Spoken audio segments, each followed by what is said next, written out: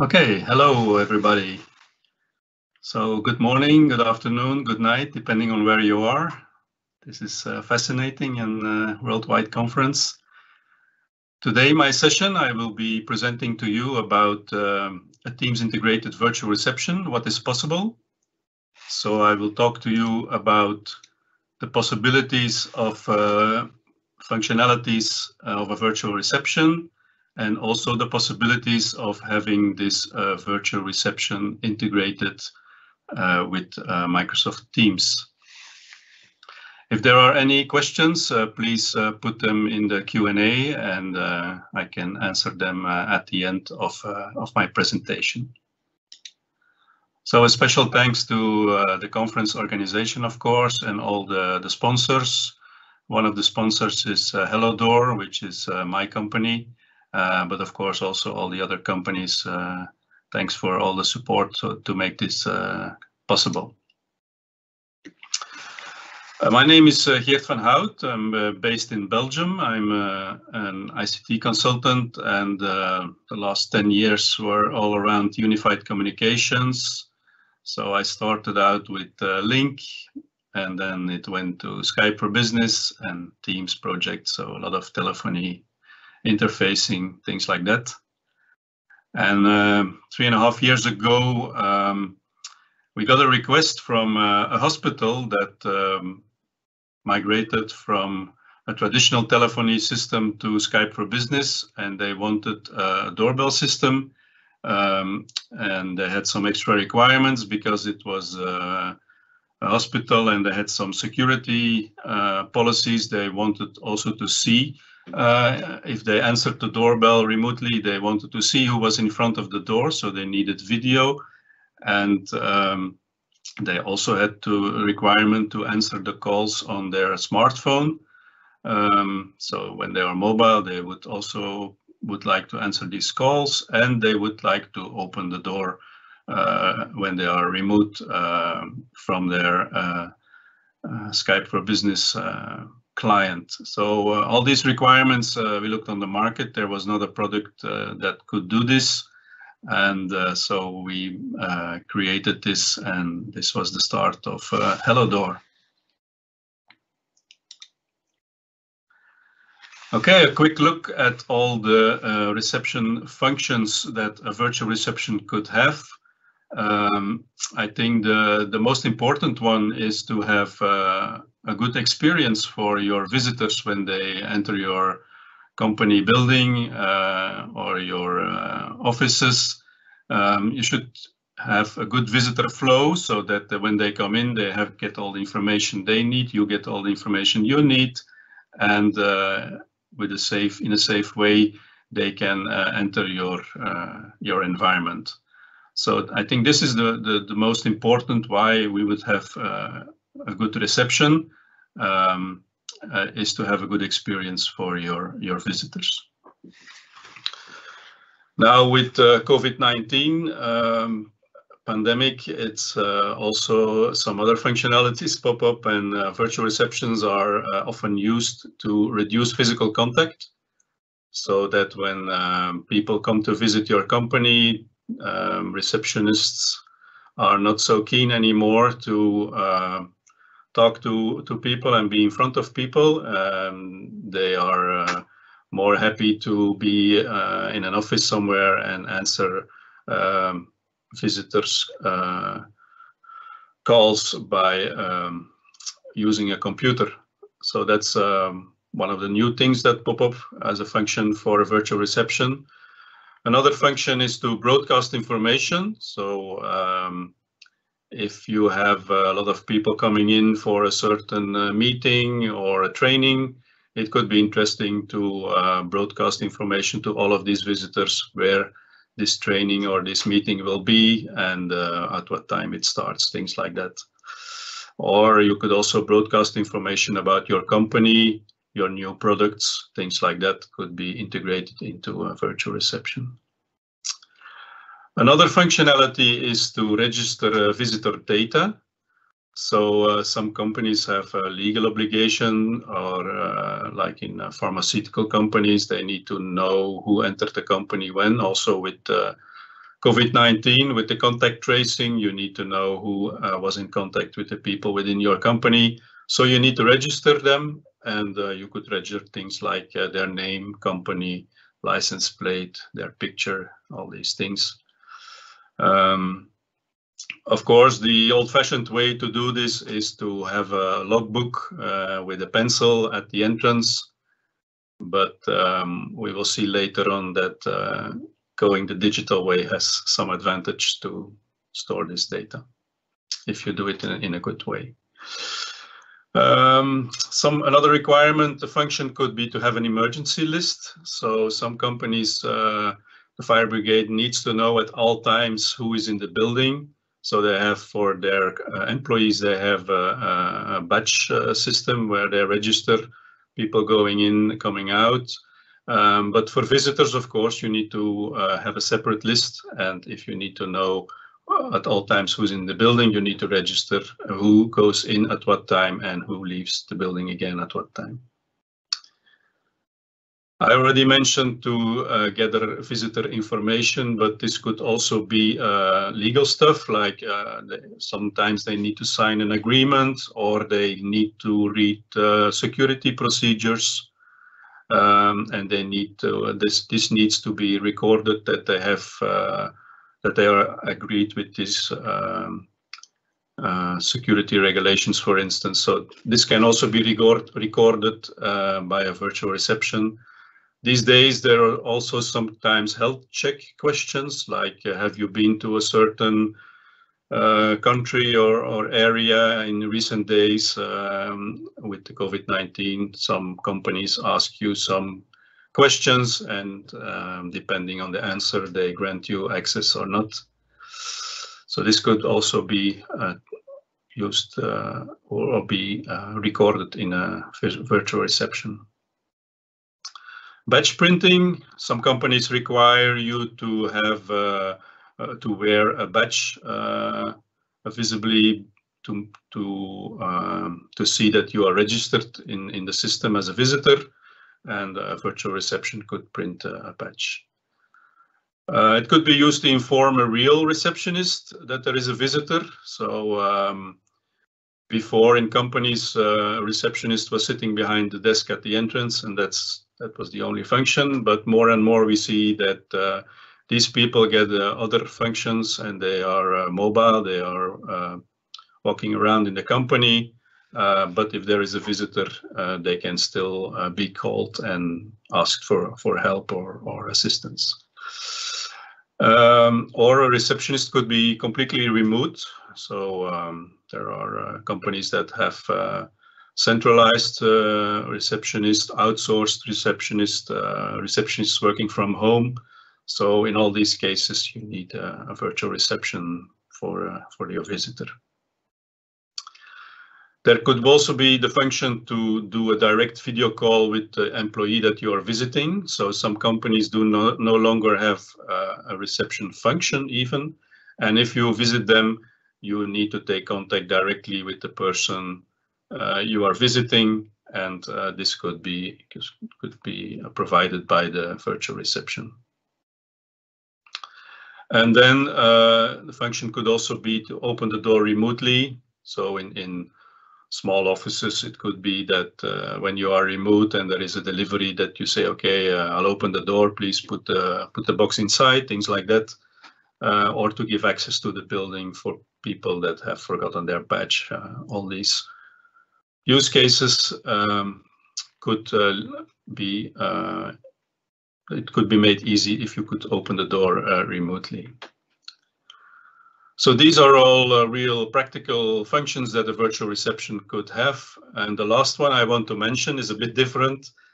Some companies put a good virtual reception in place just to show off to visitors how digitalized they are, how advanced they are, how good they are, to make a good impression. So that could also be a function of a virtual reception to show off to your visitors.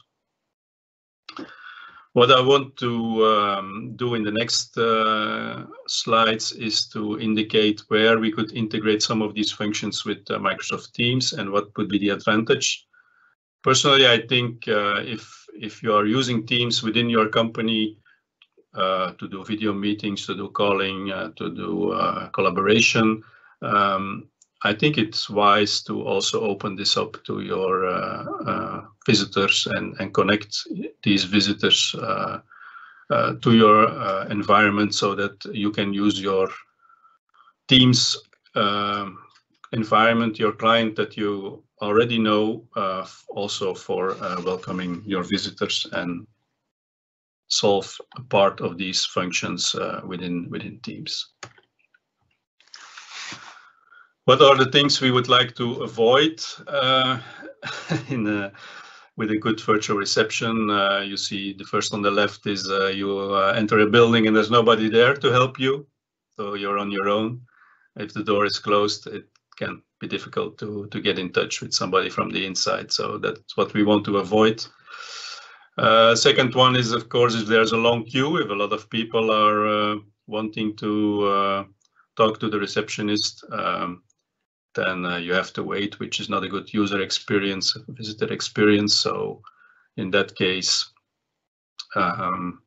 it could be interesting to have virtual receptions to help the people check into the company.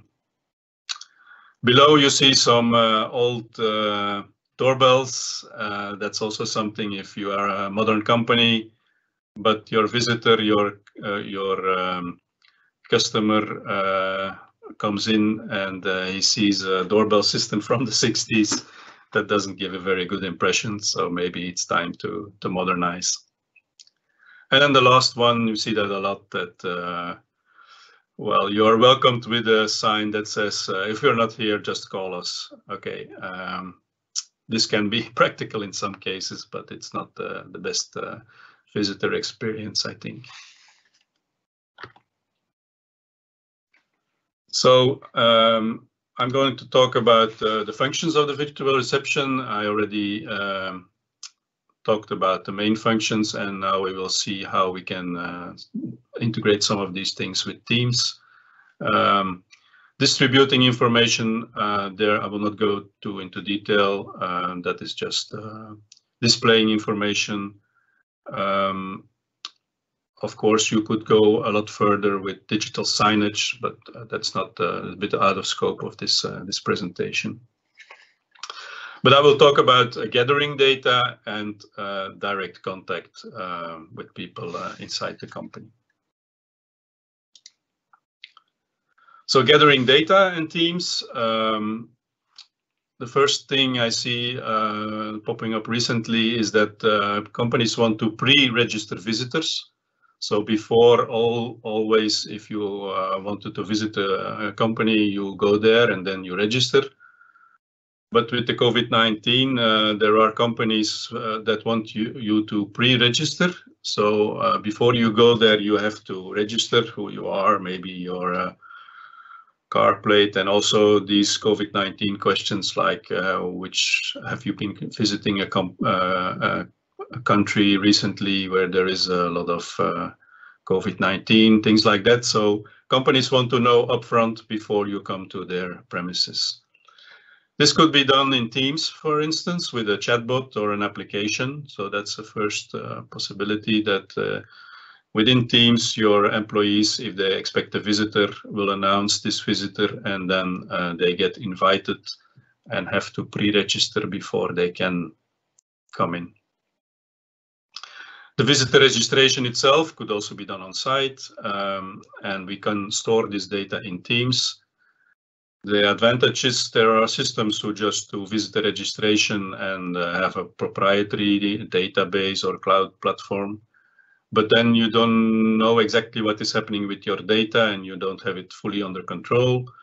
It might be interesting to just store it in your own Teams environment, so there is no data in the wild, and you have full control over who accesses your visitor information data and how long you keep this data. So if you need to be compliant with GDPR, then it's important to know where your data is, where you store it. You can remove it if it's requested, things like that. So that's an advantage if we could store it in Teams. Another advantage is that you can take actions based on the data you get. So if a visitor comes in and you store it in Teams, you could create with Power Automate actions. And we could inform access systems that you have in your company that there is a visitor. We could send a Teams message to the person that you are visiting. This can be a card, a message card, or a Teams chat message. We can send text messages to the person that you're visiting, or an email. But Power Automate has hundreds of integration possibilities, so it's really limited by your imagination what actions you can do when a visitor enters, and you can program this with Power Automate. Another advantage is you can use the reporting tools that are available in Office 365.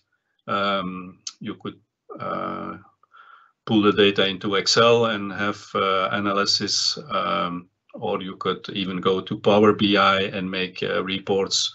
How many visitors do we have? At what time do we have the most visitors? When is the busy hour?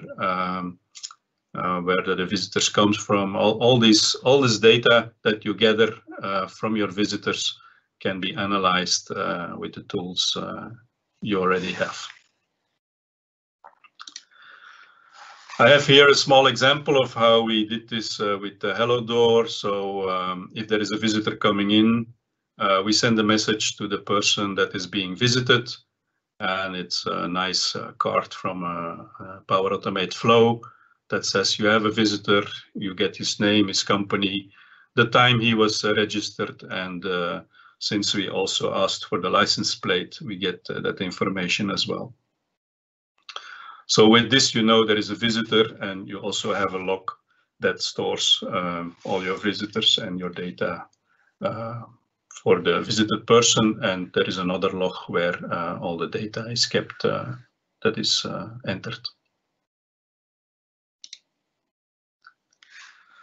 So the second one, so the first one was logging data. The second one is to do direct contact. So if visitors are in front of a virtual reception, it could be interesting to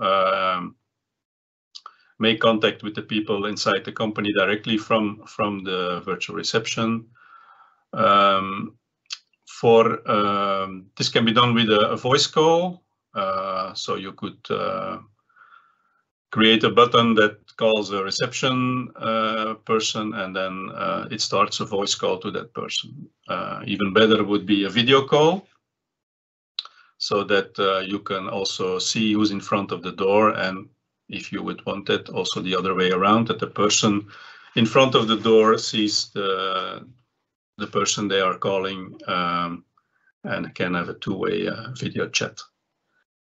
And it's also possible to do a directory lookup. So like I said, if some companies that do not have a reception function anymore within the company, and visitors have to contact directly the person they are visiting, you could in a virtual reception show up the company address book, which could display contact cards of all the names and pictures of the people within your company, do a search, and when you find the person you're visiting, then you press this contact card and you could make a direct connection with voice or video call.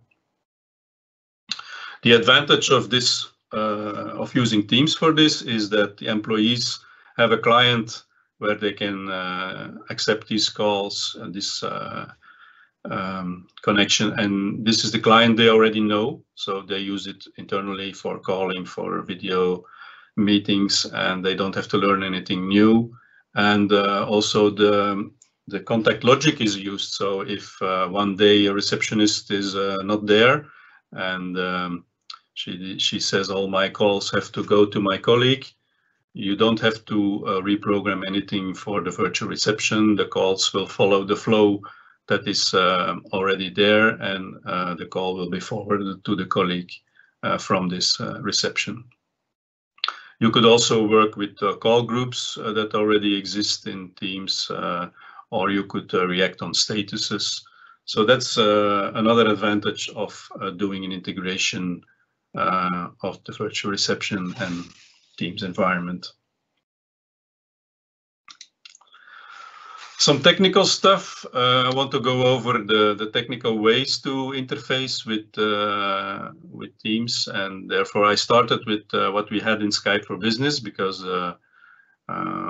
we did first developments on Skype for Business and used the interfaces from Skype for Business to build a doorbell and a virtual reception. So yeah, in Skype for Business we had quite some interfaces, some ways to connect to Skype for Business. So we had the desktop client and the web client, but we also had UCMA, which was a server interface where we could make programs that could interact directly with the server side and see all the flows, the call flows, and even take action based on the call flow we see or interrupt existing call flows. So there was a lot of possibilities with UCMA to connect directly with Skype for Business. Why am I talking about Skype for Business? Well, I want to compare to Teams because things like UCMA do not exist in Teams. So that's why we need to change regarding the interfaces. So in Skype for Business, we also had a web development kit, UCWA. We had federation, so other companies using Skype for Business or Skype consumer can talk to Skype for Business users via federation. We had the client development kit, so with this you could in fact create your own client, and you could have your own functionality, but underneath you could contact from within your application to Skype for Business as a client. We also had XMPP, which was a protocol which was meant to be open for a chat. And the idea initially was that all companies would interface to chat to each other with this protocol, but this turned out not to work so well. Not everybody supported it after a while, and even Microsoft depreciated it in Skype for Business 2019. It's no longer there. We had telephones, fixed telephones with software from either Microsoft or third party that could integrate with Skype for Business, and also meeting room systems. Let's compare this to what Teams has to offer us. We also have a desktop client, a web client. We have direct routing for telephony. Direct routing is an open interface where we can route calls into or out of Teams and connect it to the external world. This is using the phone system environment from Teams, and this means that every user that you talk to via direct routing also needs to be licensed for phone system. So that's important. And also important is that direct routing does not support video. So if you use the direct routing to have an application that talks to Teams, then it can be only voice and no video.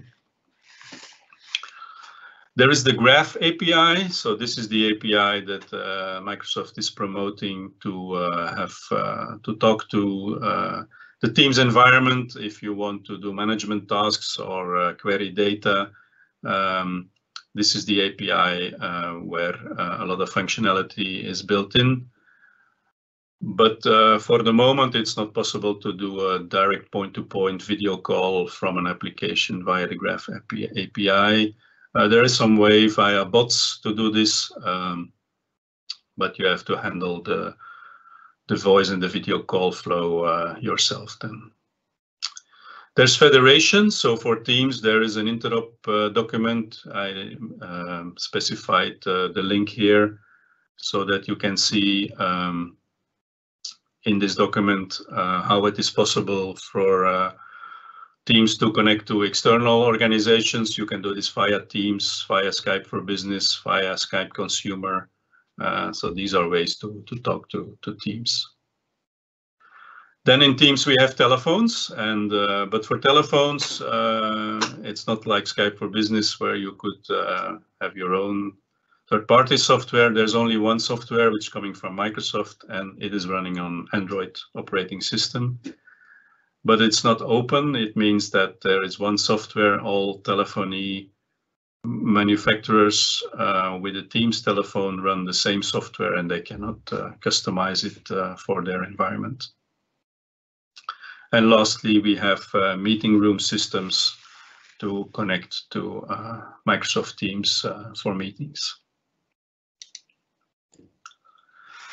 So as I said, Teams has no client API, and there are some requests in the user forum to have this built. And if you also think you want to support this, you can go to this URL that I posted here and go to the user voice and add your vote. And the vote is to request a full Teams client API, so that like in Skype for Business, we could in Teams also build our own Teams client and get all this functionality inside our application, and also connect from this application with video calls to Teams. That's something we requested. I see a lot of votes already there, 1,366, and we hope this will be available in the future.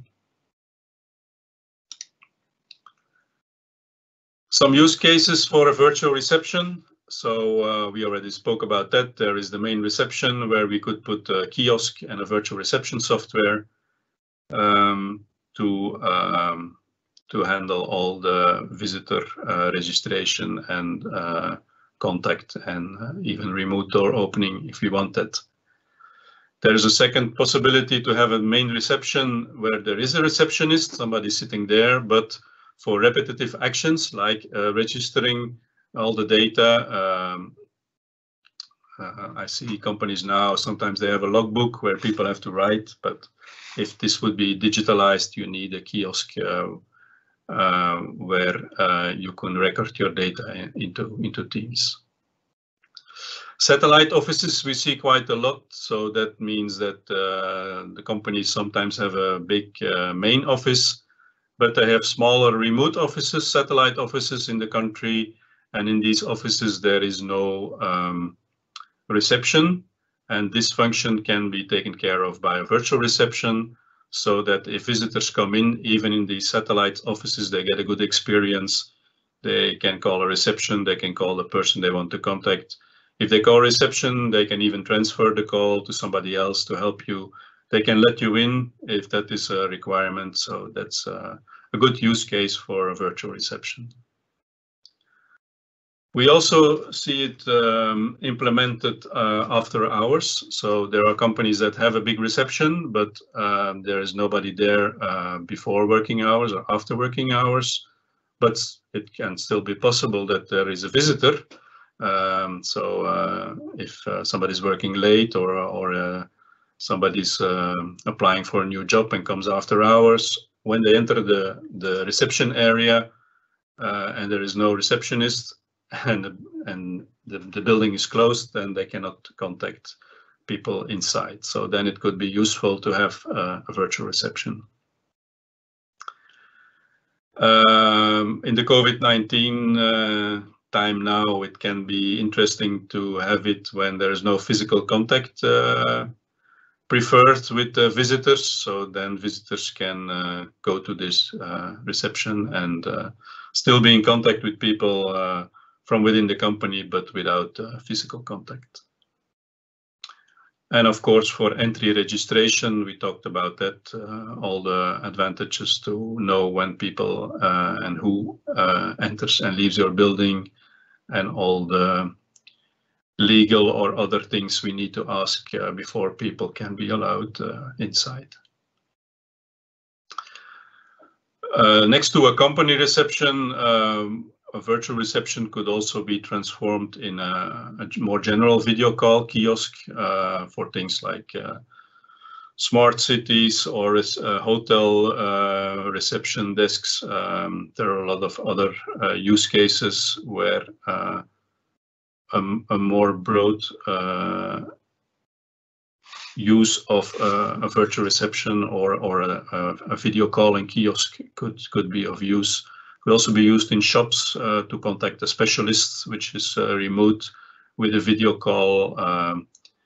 For instance, a clothes shop where you want some advice from a central specialist, or a do-it-yourself store where you want information about a certain product, and there's nobody in the store that has this knowledge. Then you could put up a video call kiosk to contact a specialist and be helped with a video call to this central person.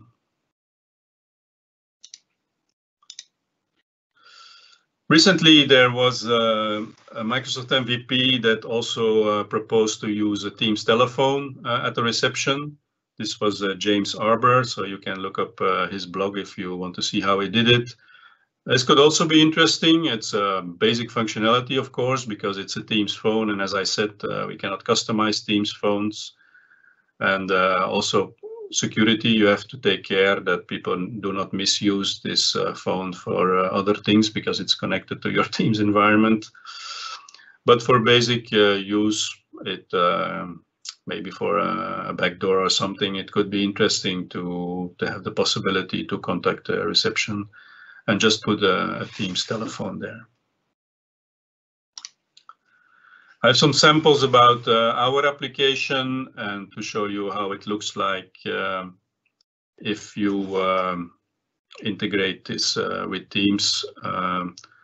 So we have an application. On the left there is a welcome video where this is the information distribution comes in. So we can have a video which welcomes you to the company, explains you how it works, or explain about the company. Below there is a banner which can also display information. And then there are buttons. Who are you visiting is a directory lookup.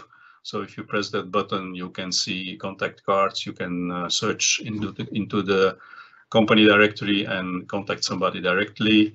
Or you could have general buttons like reception or deliveries that go to a reception person, be local or remote, or to a group of people.